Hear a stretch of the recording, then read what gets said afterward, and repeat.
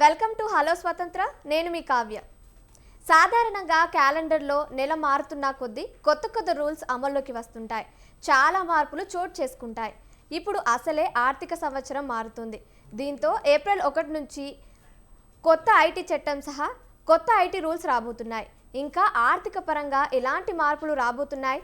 బ్యాంకులు, ఆర్థిక సంస్థలు వంటివి సాధారణంగా నెల ప్రారంభం నుంచే కీలక మార్పులు చేస్తుంటాయి. ఇప్పుడు ఆర్థిక సంవత్సరం మారుతుండడంతో ఇంకా ఎక్కువ మార్పులే చోటు చేసుకున్నాయి. ఇప్పుడు బ్యాంకింగ్ రూల్స్ సహా కొత్త పన్ను చట్టం, ట్యాక్స్ రిబేట్ పెంపు, కొత్త పాన్ కార్డ్ రూల్స్, ఎల్పిజి ధరలు ఇంకా చాలానే లిస్టులో ఉన్నాయి. అలాగే ఏప్రిల్ 1 నుంచి కొత్త ఆదాయ పన్ను చట్టం అమల్లోకి రానుంది. ఇది 1961 నాటి పాత పన్ను చట్టాన్ని భర్తీ చేస్తుంది. ఇక్కడ చాలానే మార్పులు ఉన్నాయి. పన్ను ప్రక్రియ మరింత సులభతరంగా, సరళంగా ఉండనుంది. అసైన్మెంట్ ఇయర్, ప్రీమియస్ ఇయర్ స్థానంలో ట్యాక్స్ ఇయర్ ఒకటే ఉండనుంది. కొత్త పన్ను విధానంలో సెక్షన్ 87A కింద ట్యాక్స్ పరిమితిని పెంచగా ఇప్పుడు 12 లక్షల వరకు ఆదాయంపై పన్ను ఉండదు. వేతన జీవులకు స్టాండర్డ్ డిడక్షన్ 75,000తో కలిపి మొత్తం 12.75 లక్షల వరకు ఆదాయంపై ఎలాంటి పన్ను పడదు. 2026 ఏప్రిల్ 1 నుంచి టీడీఎస్ ఫారంలోనూ మార్పులు రానున్నాయి. రైట్, ఇక దీనికి సంబంధించి మనతో పాటు సర్వర్ష అబ్బూరి చార్టెడ్ అకౌంట్ గారు, అలాగే కంపెనీ సెక్రటరీ గారు మనతో పాటు ఉన్నారు. నమస్కారం అండి. నమస్తే అండి. అదే ఫైనాన్షియల్ ఇయర్ అంటే చాలామందికి, మన ప్రేక్షకులకు కానీ చాలామందికి, టీవీ చూసే వాళ్ళకి చాలామందికి తెలియదు. సో ఫస్ట్ దాని గురించి క్లియర్గా ఎక్స్ప్లెయిన్ చేస్తారా? ఫినాన్షియల్ ఇయర్ అంటే అండి, ఇప్పుడు మనము సాధారణంగా 1 ఏప్రిల్ నుంచి 31 మార్చ్ దాకా మనకి ఏదైతే ఇన్కమ్ ఉంటుందో దాని మీద మనము ట్యాక్స్ అనేది కంప్యూట్ చేస్తామన్నమాట. సో ఫస్ట్ ఈ ఇయర్ ఫినాన్షియల్, అంతకుముందు పాత ఇన్కమ్ ట్యాక్స్ యాక్ట్ 1961, ఇప్పుడు ఇన్కమ్ ట్యాక్స్ యాక్ట్ 2025. సో ఇప్పుడేంటి, ఫినాన్షియల్ ఇయర్, అసెస్మెంట్ ఇయర్ అనే కాన్సెప్ట్ తీసేసి ఓన్లీ ట్యాక్స్ ఇయర్ అని సింప్లిఫై చేశారు. మీరు మళ్ళీ ఫినాన్షియల్ ఇయర్ అంటే ఏంటి, అసెస్మెంట్ ఇయర్ అంటే ఏంటి చెప్పి కాంప్లికేట్ చేయదలుచుకోలేదు. ద రీజన్ ఈజ్, ఇప్పుడు మనకి ప్రజెంట్ ఇంకా దాన్ని కాంప్లికేట్ చేయడానికే కొత్త ఇన్కమ్ ట్యాక్స్ యాక్ట్ వచ్చింది, which is called tax year. Tax year అంటే ఏంటి అంటే, మనం ఇప్పుడు 1 ఏప్రిల్ 25 నుంచి 31 మార్చ్ 26 దాకా ఏదైతే ఉందో దాన్ని ట్యాక్స్ ఇయర్ అంటాం. అది మనం ఇప్పుడు ట్యాక్స్ అనేది దానికి ఆ ట్యాక్స్ ఇయర్కి సంబంధించి మనం కంప్యూట్ చేసి ఇప్పుడు రిటర్న్ ఫైల్ చేస్తాం అనమాట నెక్స్ట్ ఇయర్కి. ఓకే, ఈ ట్యాక్స్ ఇయర్లో మెయిన్గా చేంజెస్ ఏమేమి చూసుకోవచ్చు? ప్రభుత్వం తీసుకొచ్చిన చేంజెస్, ఈ చేంజెస్ వల్ల కామన్ మ్యాన్ లైఫ్లో ఎలాంటి చేంజెస్ రాబోతున్నాయి? ఎవ్రీ ఇయర్ మనకి బడ్జెట్ వస్తుంది. బడ్జెట్లో ప్రతి ఇయర్ నిర్మలా సీతారామన్ గారు, ఈ ఫినాన్స్ మినిస్టర్, ఈ ఇయర్ మనకి బడ్జెట్ ఇంప్లిమెంట్ చేసేటప్పుడు ఏమేమి అమెండ్మెంట్స్ తీసుకురావాలి, మనకున్న ఇన్ఫ్లేషన్, మన చుట్టూరు ఈ మధ్య చూసుకుంటే మనకి వార్స్ జరుగుతున్నాయి ఇంటర్నేషనల్గా due to many of the things. So మనకి ఈ స్టాండర్డ్కి, మన లైఫ్ స్టైల్కి తగ్గట్టు ఎలా అయితే ఏదైతే అమెండ్మెంట్స్ చేసుకోవాలో దానికి తగ్గట్టు 1961లో మనం యాక్ట్ తెచ్చుకున్నాం. సో దట్ ఇప్పుడు 2025 యాక్ట్ అనేది మళ్ళీ వచ్చింది. ఇప్పుడు we got new income tax act 2025. So దాన్ని మనం ఎలాగా అంటే, మనకి ఎలా అయితే మన డైలీ చేంజెస్లో అవసరం ఉంటుందో దానికి తగ్గట్టుగా గవర్నమెంట్ మనకి చేంజెస్ చేస్తుందన్నమాట యాక్ట్లో. ఓకే, ఇప్పుడు ట్యాక్స్ రిజిమ్లో ఏమైనా మార్పులు జరిగాయా? ఒకవేళ జరిగితే ఆ మార్పుల వల్ల ప్రయోజనం ఏంటి? అఫ్కోర్స్, యాక్చువల్గా ఇంకా చెప్పాలి అంటే మనకి సోషల్ మీడియా అనేది 1961లో లేదు.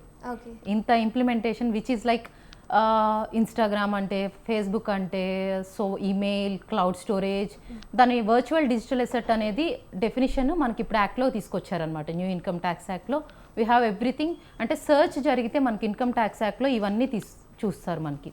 సో ఇన్స్టాగ్రామ్లో వీ కెన్ డూ ఏది అంటే పక్కన వాళ్ళ ఫోన్ తీసుకొచ్చేసి మన వాళ్ళు ఇప్పుడు ఏం చూపిస్తున్నారు అంటే, దే ఆర్ లైక్, ఎవరైనా ఫ్రెండ్ కొనుక్కొచ్చినా కూడా దే విల్ షో దిస్, ఇది మాది అన్నట్టు. సో అవన్నీ చేయొద్దు. ఎంత అంటే social media everything under surveillance అనమాట. ఇప్పుడు మనకి సర్చ్ వారెంట్ ఏదైనా ఇష్యూ చేస్తే ఇన్కమ్ ట్యాక్స్ యాక్ట్లో మనము income tax, as per the income tax మనకి ఇలాంటివన్నీ మనం ఎక్స్ప్లెనేషన్ ఇవ్వాల్సి ఉంటుంది. ఈ కొత్త ట్యాక్స్ దాంట్లో స్లాబ్లలో ఏమైనా మార్పులు జరిగాయా? స్లాబ్లు అంటే ప్రతి ఇయర్ జరిగినట్టే మనకి ఇయర్ 12 lakhs వరకు మనకి ఇప్పుడు ట్యాక్స్ లేదు. 75,000 వరకు స్టాండర్డ్ డిడక్షన్ వస్తుంది న్యూ ట్యాక్స్ రెజ్యూమే తీసుకుంటే. సో అలాగా 12,75,000 వరకు ట్యాక్స్ అనేది ఉండదండి. ఇంకా old tax resume almost same అలాగనే ఉంది అని చెప్పొచ్చు. 2,50,000 వరకు ట్యాక్సెస్ లేవు ఎవరికి. 60 ఇయర్స్ దాటితే మళ్ళీ 3 lakh వరకు, 8 ఇయర్స్ దాటితే 5 lakh వరకు ట్యాక్స్ ఉండదు. ఏజ్ న్యూ ట్యాక్స్ రెజ్యూమేకి ఎలాంటి ఏజ్ అనేది లేదు. అండ్ ఎవరైనా సరే 4 lakhs వరకు ట్యాక్స్, 5 lakhs వరకు మనకు ఎగ్జంప్షన్స్ అన్నీ, ఇంకా 12 lakhs వరకు మనకు ట్యాక్స్ అనేది పడదు. స్టాండర్డ్ డిడక్షన్లో ఏమైనా మార్పులు జరిగాయా? ఒకవేళ జరిగితే అది ఏ విధంగా చేంజెస్ చూపిస్తుంది? స్టాండర్డ్ డిడక్షన్ అంటే 75,000 ఉంది న్యూ ట్యాక్స్ రెజ్యూమేలో. ఓల్డ్ ట్యాక్స్ రెజ్యూమేలో ఇట్ ఈస్ 50,000. ఓకే. ఒకవేళ అది ఈ చేంజెస్ వల్ల ఏమన్నా డిఫరెన్సెస్ కామన్ లైఫ్లో కానీ, కాకపోతే ఈ డిఫరెంట్ సెక్టార్స్ పైన ఏమన్నా డిఫరెన్సెస్ చూపించే ఛాన్సెస్ ఏమన్నా ఉందా? పెద్ద ఏం రాదండి 75,000. పెద్దగా ఏం రాదు. ఓకే. సో ఇప్పుడు చాలామంది స్మాల్ బిజినెస్ పెట్టే వాళ్ళు ఉంటారు, స్మాల్గా స్టార్ట్ చేసే వాళ్ళు ఉంటారు. సో ఈ ఫినాన్షియల్ ఇయర్లో వచ్చిన చేంజెస్ వల్ల వీళ్ళకి మీరు ఏ సజెషన్ ఇవ్వాలనుకుంటున్నారు? ఈ ఫినాన్షియల్ ఇయరే కాదండి, బేసిక్గా startup schemes, MSME schemes government చాలా తీసుకొచ్చింది. Beyond the income tax act మనకి ఇన్కమ్ ట్యాక్స్ నుంచి వీ హ్యావ్ సమ్ మన సెక్షన్స్ కింద కొన్ని సర్టిఫికేషన్స్ కానీ తీసుకుంటే స్టార్టప్స్ కింద మనం ఎలిజిబిలిటీ వస్తే ఇన్కమ్ ట్యాక్స్ కూడా మనకి 3 years వరకు ట్యాక్స్ కట్టే పని లేదు అవుట్ ఆఫ్ 10 years అని చెప్పి. సెజ్ చాలా we have so many benefits. స్టార్టప్స్కి ఎప్పుడూ ఎంకరేజ్ చేస్తుంది. In the similar way this year also it is there. Okay. So ATD, ATC సెక్షన్లలో ఏమన్నా అప్డేట్స్ కానీ మార్పులు కానీ ఏమైనా జరిగాయి? ఆ సెక్షన్ల పేర్లు ఇవ్వండి. ఇప్పుడు 80 అంటే అవి 1,50,000 అంతకుముందు ఉండేది. అంటే ఏదైతే మనం ఇన్కమ్ క్యాలిక్యులేట్ చేస్తామో ఆ ఇన్కంలో నుంచి 1,50,000 దాని మీద ఇంకొక 50,000 ఏమో ఎన్పిఎస్ కింద మనం మామూలుగా 2 లక్షలు డిడక్షన్ తీసుకోవచ్చు ఓల్డ్ ట్యాక్స్ రెజ్యూమే కింద. సో ఆ సెక్షన్లు పేర్లు మార్చారు అంతే కొత్త యాక్ట్లో. సో మనకి అలాంటి ఎలిజిబిలిటీస్ ఏటీసీలో ఇన్సూరెన్స్ అవన్నీ ఉంటాయి. న్యూ ట్యాక్స్ రెజ్యూమే ఆఫ్ చేసుకున్న వాళ్ళకి ఏటీసీ, ఏటీడీ వల్ల ఎలాంటి ఉపయోగం లేదు, అంటే తీసుకునే ఎలిజిబిలిటీ లేదు. ఈ డిడక్షన్స్ వల్ల ప్రయోజనం లేదు. ఓకే. టీడీఎస్ నిబంధనల్లో మేడం ఏమైనా మార్పులు జరిగాయా? టీడీఎస్ నిబంధనల్లో ఏమైనా మార్పులు జరిగి అది ఏ విధంగా ఎఫెక్ట్ చూపిస్తుంది? మంచిదే కదండి. టీడీఎస్ అంటే మార్పులు అంటే కొంచెం రేట్స్, ఫార్మ్స్ సింప్లిఫికేషన్ వచ్చింది, ఫార్మ్స్ చేంజ్ చేశారు, అండ్ కంప్లైన్స్ ఆస్పెక్ట్స్లో, అండ్ ఫైలింగ్స్ యాజ్ మనం టెక్నాలజీ ఇంక్రీజ్ అయ్యాకుంది వైల్ ఫైలింగ్ ద ఫార్మ్స్ అంతా మనకి income tax compliance. So ease of forms change అయినాయి అండ్ రేట్స్ అనేవి ఆల్మోస్ట్ సేమే ఉన్నాయండి. ఇట్ ఈస్ లైక్ అంతకుముందు ఎలా ఉన్నాయో టీడీఎస్ ఈసారి కూడా అంతే ఉన్నట్టు చెప్పచ్చు. మేడం ఒకవేళ పాన్ ఆధార్ లింక్ చేయకపోతే ఏమైనా ప్రాబ్లమ్స్ వస్తాయా? ఏమైనా ప్రాబ్లమ్స్ ఇప్పుడు ప్రజెంట్? పాన్ ఆధార్ లింక్ అంటే ప్రాబ్లమ్స్ రావటం అంటే మీకు పాన్ లేకుండా బ్యాంక్ అకౌంట్ అంతకుముందు ఓపెన్ చేశారండి, ఇప్పుడు ఓపెన్ చేస్తున్నారా? బ్యాంక్ అకౌంట్ లేకుండా మీరు పని ఏదైనా చేయగలరా?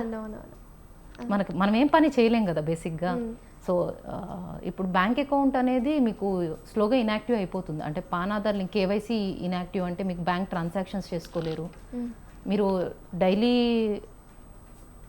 లైఫ్ స్టైల్లో బ్యాంక్ ఎంత క్రూషియల్ రోల్ ప్లే చేస్తుందంటే ఎవరి పర్సులో రూపాయి డబ్బులు ఉండట్లేదు ఇప్పుడు. అందరు యూపీఐ వచ్చిన తర్వాత everyone is making it. So అప్పుడు మన బ్యాంక్ ఇన్యాక్టివ్ అయితే పరిస్థితి ఏంటి? మీరు అడిగిన క్వశ్చన్లోనే ఆన్సర్ వచ్చేసింది. అవును, కానీ కొత్త చేంజెస్ వచ్చాయి కదా, సో దానివల్ల ఏమన్నా కొత్తగా ఏమన్నా ఇంకేమైనా అప్డేట్స్ ఏమన్నా జరిగాయా అందులో అనేసి? పాన్ ఆధార్ లింక్ చేసుకుంటే మంచిదండి. చేసుకుంటే ఒకవేళ పాన్లో ఏదైనా తప్పులు ఉంటే వాటిని కరెక్షన్ చేసుకోవచ్చు. పాన్లో మీరు ఫామ్ అప్లై చేస్తే పాన్ కరెక్షన్స్ చేసుకోవచ్చు అండి. మోస్ట్లీ 1 month లోపల మీకు కరెక్షన్ అయిపోతుంది. సో అది ఎక్కడ అప్లై చేసుకోవాలి? ప్రాసెస్ ఏంటి ఏమన్నా చెప్తారా క్లియర్గా? మీరు పాన్ సెంటర్స్ ఉంటాయి, సో వెళ్ళి అప్లై చేయొచ్చు. లేకపోతే ఒక సిఎన్ కానీ మీరు కన్సల్ట్ అయితే దే విల్ ట్యాక్స్ కన్సల్టెంట్స్ ఉంటారు, సో వాళ్ళు మీకు అప్లై చేసి పెడతారు, ప్రాబ్లం లేదు అది. సో ఫామ్ 16, 60A ఆ ప్లేస్లలో ఫామ్ 130, 131 వచ్చింది. సో దానికి దీనికి తేడా ఏంటి? ఏది బెటర్ అంటారు? ఏది ప్రయోజనకరంగా ఉంటుంది? అంటే ప్రయోజనకరం అంటే ఫామ్ 16 అనేది బేసిక్గా సర్టిఫికేట్ సాలరీస్ వాళ్ళకి ఇస్తారు. సో వాళ్ళ శాలరీ ఎంత, వాళ్ళకి ట్యాక్స్ ఎంత డిడక్ట్ అయింది, ఎవ్రీథింగ్ ఫామ్ 16A 16Bలో ఉంటాయి అన్నమాట. సో సేమ్ ఇప్పుడు కొత్త ఫామ్లో కూడా ఆల్మోస్ట్ అవన్నీ ఇంకా కంప్లైంట్స్ సింపుల్గా వస్తుంది అంతే, పెద్ద డిఫరెన్స్. ఇంకా ఫామ్స్ వస్తే రిలీజ్ అవ్వలేదు ఇంకా పోర్టల్లో. So once it is released ఆ ఫామ్స్లో ఏముంటాయి ఏంటి అనేది మనం okay ma'am, thank you ma'am. Mutual funds ఉంటుంది, స్టాక్స్ ఉంటుంది. సో ఏది బెనిఫిట్ మనకి, దేనిపైన ఇన్వెస్ట్ చేస్తే బెనిఫిట్, కొంచెం దాని గురించి క్లియర్గా ఏమైనా చెప్పగలుగుతారా? ఏది బెనిఫిట్ అనేది చెప్పడానికి లేదండి. యాక్చువల్గా అది చెప్పకూడదు, చెప్పలేరు ఎవరు. Due to many scenarios. Equity shares అంటే ఏంటి, మ్యూచువల్ ఫండ్స్ అంటే ఏంటి, అంతవరకు అయితే నేను మీకు క్లియర్గా డిఫరెన్స్ చెప్తాను. ఈక్విటీ షేర్స్ అంటే ఏంటి అంటే ఒక కంపెనీ షేర్స్, ఇప్పుడు X limited, Y limited, Z limited ఏదో ఒక కంపెనీ షేర్స్ ట్రేడ్ అవుతుంటే ఆ కంపెనీ ఎఫెక్ట్ వల్ల వచ్చేది ఈక్విటీ షేర్ అంటారు. మ్యూచువల్ ఫండ్ అంటే అలాంటి XYZ అన్నిట్లో మీకు ఇన్వెస్ట్ చేయాలి. 100 రూపాయలే ఉన్నాయి మీ దగ్గర, అన్నిట్లో ఇన్వెస్ట్ చేయాలనుకుంటే ఒక ఫండ్ మేనేజర్ మేనేజ్ చేస్తూ ఉంటాడు మ్యూచువల్ ఫండ్ని. ఈక్విటీ షేర్స్ అంటే ఇంకా ఎవరు ఆ కంపెనీ మీద ట్రస్ట్, ఆ కంపెనీ యొక్క ఫైనాన్షియల్స్, ఆ company forecast and due to many aspects, micro environment, micro economic factors, many aspects వల్ల ఈక్విటీ షేర్ అనేది ఫ్లక్చుయేట్ అవుతుంది. పోర్ట్ఫోలియోని మనం మేనేజ్ చేసుకునే ఇంటెన్షన్లో మ్యూచువల్ ఫండ్స్ అయితే కొంచెం అన్నిట్లో అవుతుంది, అన్నిట్లో షేర్ అవుతుంది కాదు మన అమౌంట్. ఒక సెక్టార్ స్లో అయినా డౌన్ అయినా ఇంకో సెక్టార్ అప్ అయితే కొంచెం ఏమైనా సెట్ అవుతుంది. రకరకాల మ్యూచువల్ ఫండ్స్ ఉన్నాయి మార్కెట్లో. సో చూసుకొని రిస్క్ తీసుకోవాలనుకునే వాళ్ళకి రిటర్న్ ఒకలాగా ఉంటుంది, రిస్క్ వద్దు అనుకున్న వాళ్ళకి return. So depends on the type of mutual funds they can take a call. Okay, small business చేసే వాళ్ళు ఉంటారు, వ్యాపారులు. సో వాళ్ళ వ్యాపారం మీద GST అనేది ఎంతవరకు పడుతుండొచ్చు? సో వాళ్ళకి ఏ విధంగా ఇది బెనిఫిషియలా లేకపోతే ఏ విధంగా నష్టపోతారు, అది మన క్లియర్గా ఎక్స్ప్లెయిన్ చేస్తారా? GST అంటే అండి యాక్చువల్లీ ఇట్ ఈస్ చాలా బెనిఫిట్ బిజినెస్ చేసుకునే వాళ్ళకి. వాళ్ళ జేబులో నుంచి ఏది వెళ్ళదు. So business GST just pass over, simplifying చేసింది ట్యాక్స్. అంత ఇండియా మొత్తం IGST అనే కాన్సెప్ట్ ఒకటి తీసుకొచ్చారు. సో పాస్ ఓవర్ అప్పుడు నెక్స్ట్ మనం పర్చేజ్ ఏదైతే చేస్తామో అదంతా ఇన్పుట్ తీసుకుంటారు. సేల్ చేసేటప్పుడు అది కస్టమర్ దగ్గర నుంచి కలెక్ట్ చేస్తారు. డబల్ ట్యాక్స్ అవాయిడెన్స్ జరుగుతుంది అక్కడ. సో క్యాస్కేడింగ్ ఎఫెక్ట్ పోతుంది, అంటే 2 times అంటే ట్యాక్స్ మీద ట్యాక్స్ అలా క్యాస్కేడింగ్ బర్డెన్ పోతుంది. సో దానివల్ల మనకి ఆ వస్తువు ధర తక్కువ ఉంటుంది. అంటే ఇప్పుడు 5 రూపీస్ మీద ట్యాక్స్ వేసుకొని 105 రూపీస్ మీద కాకుండా మళ్ళీ 105 మీద ఎంత వేస్తే 100 రూపీస్ మీద వేసింది మళ్ళీ వెనక్కి రీబేట్ ఇస్తారు. అంటే రీబేట్ కాదు, ఎగ్జాక్ట్లీ ఇన్పుట్ క్రెడిట్ అని చెప్పేసి GSTలో ఒక టర్మ్ ఉంటుంది. సో దానివల్ల ఏమవుతుంది అంటే ప్రైస్ అనేది మరీ ఎక్కువ ఇంక్రీజ్ అవ్వకుండా మనకి అందుబాటు ధరల్లో ఉంటాయి అని చెప్పుకోవచ్చు. అండ్ మోర్ ఓవర్ మొన్న GST నార్మల్గా రెగ్యులర్గా మనం యూసేజ్ చేసే ప్రోడక్ట్స్ అన్నిటినీ 5% స్లాబ్లోకి తీసుకొచ్చారు. It's very good to common people. Yes ma'am. ఇప్పుడు క్రిప్టో కరెన్సీలో నిబంధనల్లో ఏమైనా మార్పులు జరిగాయా మ్యామ్ ఈ ఫైనాన్షియల్ ఇయర్లో ఏమైనా? జరిగినాయండి. 30% ట్యాక్స్ ఉంది. మనం ఏదైనా సరే మనం అన్డిస్క్లోజ్డ్ ఉంటే 60%, 100% మనకు పెనాల్టీస్ పడతాయి. సో డిజిటల్ అసెట్స్ అన్నీ మనం డిస్క్లోజ్ చేయాలి. అన్డిస్క్లోజ్ చేస్తే మీకు పెనాల్టీస్ అన్నీ ఉన్నాయి. సో 30% ట్యాక్స్ రేట్ అనేది ఉందండి నార్మల్గా. ఓకే, ఈ ఫ్రీలాన్సర్స్కి, గిగ్ వర్కర్స్కి ఈ నిబంధనలు, ఈ ఫినాన్షియల్ ఇయర్ నిబంధనలు ఏ విధంగా ఉపయోగపడగలుగుతాయి? వాళ్ళ డెవలప్మెంట్కి ఏమైనా యూజ్ అవుతాయా?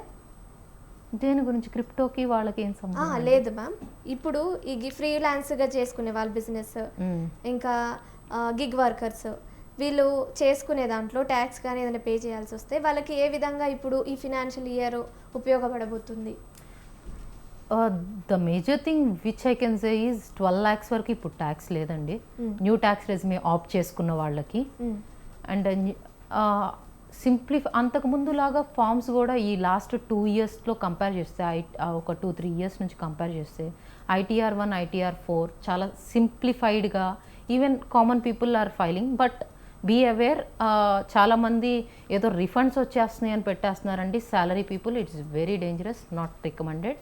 రిఫండ్స్ కోసం కాదు ఇన్కమ్ ట్యాక్స్ రిటర్న్ ఫైల్ చేసేది. అందరూ అనుకుంటున్నారు ఇన్కమ్ ట్యాక్స్ రిటర్న్ ఫైల్ చేసేది రిఫండ్ కోసం అని. కాదండి, ఇన్కమ్ మనకి ఎంత ట్యాక్స్ వస్తుంది, మనకి ఎంత ఇన్కమ్ వస్తుంది, ఆ ఇన్కమ్ మీద మనం ఎంత ట్యాక్స్ కట్టాలి, లేదా ట్యాక్స్ లేదు తక్కువ ఉంటే అప్పుడు మనం రిఫండ్ వస్తుంది. సో అంతేగాని రిఫండ్ కోసమే ఇన్కమ్ ట్యాక్స్ ఫైల్ చేయడం అనేది తప్పు విషయం. చాలామంది రిఫండ్ ఎంత వస్తుంది, రిఫండ్ ఎక్కువ వస్తే మంచి కాదు. మీరు ఇప్పుడు మీకు బాగానే ఉంటుంది రిఫండ్ క్లెయిమ్ చేసుకున్నప్పుడు, వన్స్ నోటీస్ వచ్చిన రోజు okay, which is not recommended. Okay ma'am. ప్రధానంగా ఈ ఫైనాన్షియల్ ఇయర్లో ప్రజలు ముఖ్యంగా ఏదైనా ఇన్వెస్ట్ చేయాలనుకున్నా, ఏదైనా స్టార్ట్ చేయాలనుకున్నా ముఖ్యంగా గుర్తుపెట్టుకోవాల్సిన కొన్ని ముఖ్యమైన అంశాలు ఏమైనా షేర్ చేసుకుంటారా డీప్గా? ఇన్వెస్ట్మెంట్స్ కన్నా ముందు యాక్చువల్లీ మనకి ఫండింగ్ ఇంపార్టెంట్ అండి. ఫండింగ్ వచ్చేటప్పటికి ఇప్పుడు మనం ఇన్కమ్ ట్యాక్స్ రిటర్న్స్ ఉన్నాయి, ఫైల్ చేస్తున్నారు. నేను ఇందాక ఏదైతే చెప్పానో రిఫండ్, అదంతా పక్కన పెడితే మనం ఆల్మోస్ట్ ట్యాక్స్ మనము రెగ్యులర్గా as per income tax file చేసేసి మన రిటర్న్స్, మన కంప్లయన్సెస్, మనకేంటంటే ఇండియాలో అంత ఫోర్స్ మెకానిజం లేదు, ఫోర్సింగ్ లేదు. So because of this, so ఇంకా ఏమైనా మెనీ ఆస్పెక్ట్స్, చాలా ఆస్పెక్ట్స్ వల్ల అందరూ ఇన్కమ్ అంటే లాస్ట్ ఇయర్ చాలామంది, it is very good thing, tax filing individuals increase అయ్యారు, ఎంకరేజింగ్, అంతా బాగుంది, ఇంకా ఇంక్రీజ్ అయితే బాగుంటుంది. సో రెగ్యులర్గా రిటర్న్స్ ఫైల్ చేసుకోవడం వల్ల మనకేంటి అంటే ఈ ఎంఎస్ఎంఈ స్కీమ్స్, బ్యాంక్లో మనకి లోన్స్ రావడం, తక్కువ rate of interest, less than 1 రూపీకి rate of interest, and government is giving many collateral, అంటే సిజిటిఎస్ఎంఈ అని ఒక లోన్స్ ఉంటాయి మీకు, కొలెటరల్ ఫ్రీ అనమాట, ఆల్మోస్ట్ సెంట్రల్ గవర్నమెంట్ గ్యారంటీ ఇస్తుంది అది. ఓకే, సంతోష్ గారు కాలింగ్లో రెడీగా ఉన్నారు మనతో మాట్లాడడానికి. సంతోష్ గారు చెప్పండి, మీ డౌట్ ఏంటి? ఇప్పుడు 2025 ఇన్కమ్ ట్యాక్స్ యాక్ట్ అంటే ఏంటండి సార్? సారీ, మళ్ళీ చెప్పండి ఒకసారి. 2025 ఇన్కమ్ ట్యాక్స్ యాక్ట్ అంటే ఏంటి? మామూలు ఇన్కమ్ ట్యాక్స్ యాక్టే అండి. 2025 ఇన్కమ్ ట్యాక్స్ యాక్ట్ అంటే ఇన్కమ్ ట్యాక్స్ యాక్ట్ 1961లో వచ్చింది మనకి. ఎలా అయితే కంపెనీస్ యాక్ట్ 1956 తర్వాత కంపెనీస్ యాక్ట్ 2013 అప్పుడు అమెండ్మెంట్ అయ్యిందో, అలాగే ఇన్కమ్ ట్యాక్స్ యాక్ట్ 1961 తర్వాత మనం అమెండ్ చేసుకోలేదు. ఇప్పుడున్న సిచ్యువేషన్స్కి ఇన్కమ్ ట్యాక్స్ యాక్ట్ 2025 అని చెప్పేసి, ఈ digitalization due to majority economy, ఇంకా మనము స్టార్టప్స్, బ్యాంకింగ్ సిస్టమ్స్ అండ్ మనకు డే టు డే జరిగే చేంజెస్ కోసం అందులో అన్నీ మనకి ఇంకా ఈజీ చేశారు. ఆల్మోస్ట్ అంతకుముందు అయితే 800+ సెక్షన్స్ ఉండేవి ఇన్కమ్ ట్యాక్స్ యాక్ట్ 1961లో. నవ్వు ఇప్పుడు 530 సెక్షన్స్కి తీసుకొచ్చేసారు. ఇది 536 ఫైనాన్షియల్ అసెస్మెంట్స్ అవి ఉండవా ఇంకా? ఉంటాయండి, అంటే నేమ్సే లేవు. ఫినాన్షియల్ ఇయర్, అసెస్మెంట్ ఇయర్ అనే పేరుని తీసేసి జస్ట్ ఇప్పుడు ట్యాక్స్ ఇయర్ అంటారు అంతే. ఇప్పుడు మనం 25-26 ట్యాక్స్ ఇయర్కి మనం ఏం చేస్తామంటే ఇప్పుడు జూలై 31 లోపల ఐటీఆర్ ఫైల్ చేసుకుంటాం. Regular individuals, non business, non audit cases వాళ్ళు. ఆడిట్ కేసెస్ వాళ్ళకైతే డ్యూ డేట్స్ వేరేగా ఉంటాయి. మార్చ్ 30కి ఏం చేయాలి? మార్చ్ 30కి అంటే జూలై 31కి రికార్డ్ మనం ఫైల్ చేయాల్సి ఉంటుంది. మార్చ్ మామూలుగా ఏప్రిల్ 1 నుంచి మీరు సంపాదించిన ఇన్కమ్ ఏదైతే ఉందో అది 31 మార్చ్ వరకు, 1 ఏప్రిల్ నుంచి 31 మార్చ్ వరకు వచ్చిన ఇన్కమ్ ఏదైతే ఉందో దాని మీద మనం ట్యాక్స్ ఇప్పుడు జూలై 31 లోపల ఇన్కమ్ ట్యాక్స్ రిటర్న్ ఫైల్ చేస్తాం అనమాట, డిక్లేర్ చేసి. అలా చూపించుకోవడం వల్ల మనకి చాలా ప్రయోజనాలు ఉంటాయి. 1, 2, 3, 7 అన్నారు కదా, 1, 2, 3, 4, 5, 6, 7 అన్నారు కదా. ఐటీఆర్ 1 అంటే ఏంటి? ఐటీఆర్ సహజన్ అది వచ్చి సుగము అంటే అన్నారు కదా. అవునండి, సింపుల్ గా సుగం అంటే ఐటీఆర్ సుగం అంటే ఏంటి? అంటే ఐటీఆర్ 1 ఈజ్ సింపుల్ ఇండివిజువల్ అండి, సింపుల్ ఐటీ రిటర్న్ ఫైలింగ్. అంటే 2 హౌసుల కన్నా ఎక్కువ ఉంటే ఇయర్ నుంచి ఐటీఆర్ 1 ఫైల్ చేయడానికి లేదండి. 2 హౌసెస్ లోపల ఉన్న వాళ్ళే ఐటీఆర్ 1 ఫైల్ చేసుకోవాలి. అండ్ బిజినెస్ ఉన్నా ఫైల్ చేయడానికి లేదు, ఇండివిజువల్స్ ఉన్నా ఫైల్ చేయడానికి లేదు. అండ్ ఐటీఆర్ 1 అనేది నార్మల్గా ఎవరు ఫైల్ చేస్తారు అంటే individuals who doesn't have business income and whose income is less than the threshold. మనము ఐటీఆర్ 1 అంతే అండి, థ్రెషోల్డ్ లిమిట్ కన్నా రెండు ఒకటే అండి. ఓకే ఓకే, అంటే సుగం అంటే ఇండస్ట్రీస్ కదా, చిన్న ఇండస్ట్రీస్ ఏమన్నా కదా. అసలు అంటే ఐటీఆర్ 1 అనేది సింప్లిఫైడ్ ఫామ్ అండి. ఐటీఆర్ 1లో బిజినెస్ రిటర్న్ని ఫైల్ చేయలేరు. మీరు బిజినెస్కి వస్తున్నారు అంటే మీరు చిన్న బిజినెస్లకు అంటున్నారు. అది ప్రెజెంప్టివ్ ట్యాక్సేషన్ అని ఒకటి ఉంది. వాళ్ళు ఐటీఆర్ 4 ఫైల్ చేసుకుంటారు బేసిక్గా. ఓకే. ఐటీఆర్ 4 ప్రిజెంప్టివ్ ఇన్కమ్ మీద ఇంకేంటంటే వాళ్ళు బుక్స్ ఆఫ్ అకౌంట్స్ అంతా మెయింటైన్ చేసే పని లేకుండా అంటే చేస్తారు బేసిక్ థింగ్స్. ఏదైతే less income individuals less than the threshold ఉంటారో వాళ్ళు ఏం చేస్తారు 44AB 44AB ఏడి దాని కింద ప్రిజెంప్టివ్ కింద 8% అని 50% అని వేరస్ ప్రొఫెషన్స్ అయితే అలా పే చేస్తారు ట్యాక్సెస్ డైరెక్ట్ ఇన్కమ్ మీద. హెచ్ఈఎఫ్స్ నార్మల్గానే అండి. అంటే ఇట్ ఈస్ లైక్ నార్మల్గా they are like normal individual returns ఎలా వేస్తామో హెచ్ఈఎఫ్స్కి కూడా అలానే వేస్తాం. చూసారు కదా, సన్వర్ష అబ్బూరి గారు మనకి ఫినాన్షియల్ ఇయర్ గురించి చాలా డీటెయిల్గా ఎక్స్ప్లెయిన్ చేశారు. థ్యాంక్ యూ అండి. Thank you so much for coming to our studio. మీ చాలా మంచి ఇన్ఫర్మేషన్ చేశారు, మా ప్రేక్షకులకి మంచి ఇన్ఫర్మేషన్ పాస్ చేశారు. థ్యాంక్ యూ అండి. Thank you so much. చూసారు కదా, ఇది ఇవాల్టి హలో స్వతంత్ర. మరో ఎపిసోడ్తో మళ్ళీ కలుద్దాం. నమస్కారం.